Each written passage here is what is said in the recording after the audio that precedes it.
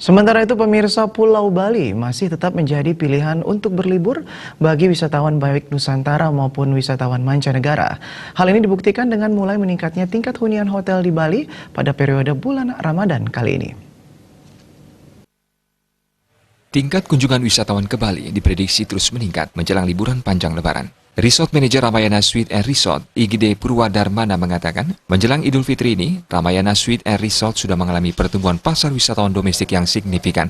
Ini dilihat dari 10 hari terakhir, di mana market domestik tumbuh sekitar 30% sampai 40%. Pesanan sudah mulai banyak masuk, khususnya pesanan online travel agent. Hal ini didukung dengan regulasi pemerintah untuk menurunkan harga tiket domestik. Menjelang Idul Fitri ini, Ramayana Suite and Resort sudah mengalami pertumbuhan market domestik yang signifikan. Ini bisa dilihat dari 10 hari terakhir, di mana pick up bisnis khususnya market domestik itu growing, jadi sekitar 30% sampai 40% sudah mulai banyak masuk. Khususnya yang dari online travel agent, karena mengingat juga regulasi pemerintah sangat support sekali dengan turunnya harga tiket domestik seperti itu.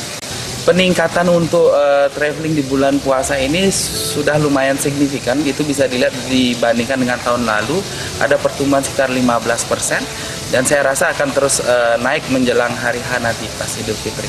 Diakui sempat terjadi sedikit penurunan saat adanya kenaikan harga tiket pesawat. Namun demikian, pihaknya optimis dengan kebijakan pemerintah yang mulai menurunkan tarif tiket pesawat, pasar wisatawan domestik ke Bali khususnya ke kawasan Kuta akan kembali ramai.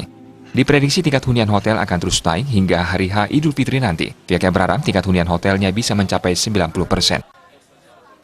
Kami berharap nanti Ramayana Suite dan Resort itu paling tidak bisa mengisi 80-90% okupansi. Jadi ini akan menjadi menarik sekali melihat sekarang pertumbuhan hotel juga tidak sedikit. Disinggung kerusuhan di Ibu Kota Jakarta pasca pengumuman hasil Pilpres oleh KPU, Purwadarmana menilai tidak berpengaruh terhadap kunjungan wisatawan dan pariwisata di Kuta. Indra Wijaya, Bali TV.